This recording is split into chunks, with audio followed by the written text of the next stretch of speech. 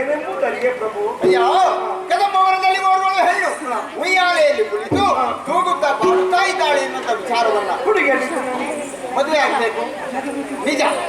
ಹಾಗಾಗಿ ನೇರವಾಗಿ ಅಲ್ಲಿಗೆ ಹೋಗು, ಸಂಧಾನವನ್ನು ಮಾಡು, ಅವಳನ್ನು ಇಲ್ಲಿಗೆ ಕರೆತ.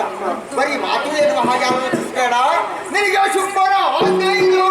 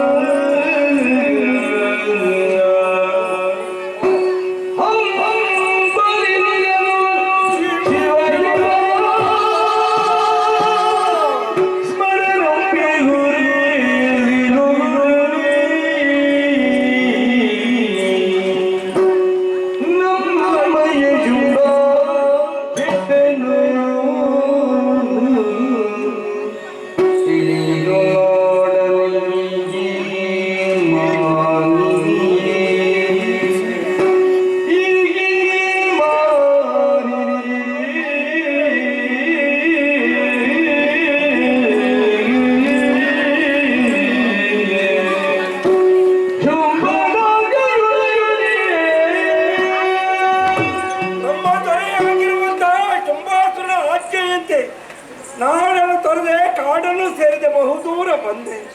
ಹುಡುಗಿಯೊಬ್ಬಳು ಸೌಂದರ್ಯವತಿ ಇದ್ದಾಳೆ, ಅವಳನ್ನು ಮದುವೆ ಆಗಬೇಕು, ಹೋಗಿ ಸಂಧಾನ ಮೂಲಕ ಕರಕೊಂಡು ಬಾ ಎಂದು ಹೇಳಿದ ಮಾತ್ರಕ್ಕೆ ಮುಂದೆ ಮುಂದೆ ಹುಡುಕುತ್ತಾ ಬಂದೆ.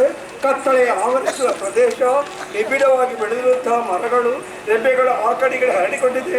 ಪಕ್ಷಿಗಳು ವಿಧ ವಿಧವಾಗಿ ಹೋಗುತ್ತಾ ಇದೆ. ಅಲ್ಲಿ ಕಂಡರೆ ಸಾಧು ಪ್ರಾಣಿಗಳು, ಇಲ್ಲಿ ಕಂಡರೆ ದುಷ್ಟ ಪ್ರಾಣಿಗಳು, ಒಂದಕ್ಕೊಂದು ಅನ್ಯೋನ್ಯತೆಯಲ್ಲಿದೆಯಲ್ಲ.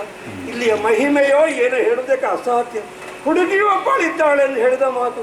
ಹುಡುಕುತ್ತಾ ಬರುತ್ತಿರುವಾಗ ತಪ್ಪಾದ ಗಾಳಿ ಬೀಳಿಸ್ತಾ ಉಂಟು. ಅಲ್ಲದೆ ಬೆಳಕು ಕಾಣ್ತಾ ಉಂಟು.